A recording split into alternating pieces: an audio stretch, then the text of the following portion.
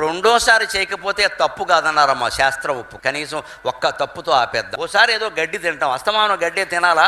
నేను దీన్ని మళ్ళీ చెయ్యను వీరేశ్వర నన్ను క్షమించు అని గుళ్ళోకి వచ్చి దండం పెడితే ఆ పాపం పరిహారం అయిపోయినట్టు. నిండైన మనస్పూర్వకమైన పశ్చాత్తాపంతో చెయ్యాలి. ఎవరికి చెప్పక్కల, దేవుడికి ఒకటికే చెప్పాలి. ముందు మానవతావాదుల్లా మాట్లాడతారు, ఏం అనవసరం, ఎవరికి చెప్పక్కల. నీకు దేవుడికి తప్ప మరొకటికి తెలియాల్సిన పనే లేదు. ఎవరు క్షమించరండి, క్షమించినట్టు ఉంటారు, తర్వాత ఎప్పుడో మళ్ళీ మొదలెడతారు ఇక్కడ యుద్ధం. ఎందుకని చెప్పాలి? మనం చేసింది మనకు తెలుసు, అంతరాత్మకి దేవుడికి తెలుసు, ఇంకెవడికి చెప్పక్కల. ఆయన దగ్గరికి వస్తే ఒక సౌకర్యం ఉంది, చెప్పక్కర్లేదు, ఆయనకి తెలుసు. నీకు అన్నీ తెలుసు, నువ్వు దయామయుడు, నీకు చెప్పేది ఏమిటయ్యా అంటాడు. మరి చెప్పక్కర్లేదు, ఎంత గొప్ప సౌకర్యం అండి. గుళ్ళోకి వచ్చి ఒక దండం పెట్టుకుని నేను చేశాను, నీకు తెలుసు, ఇంకా చెయ్యను, నన్ను క్షమించు అని ఆ నియమానికి కట్టుబడి ఉంటే రెండోసారి చేయకపోతే తప్పే కాదన్న. అందుకోసమే దేవాలయాలు, క్షేత్రాలు, ఉత్సవాలు, మహిమలు పుట్టే ప్రత్యేకంగా. అవేమి తక్కువ కాదు, మనలో పశ్చాత్తాపం కలిగించడం కోసం పుట్టే, సమాజాన్ని కాపాడడానికి. కనీసం ఒక్క తప్పుతో పరిహారం అయింది అనుకోండి, మళ్ళీ చేయకుండా ఉంటే వాడు మంచివాడేగా.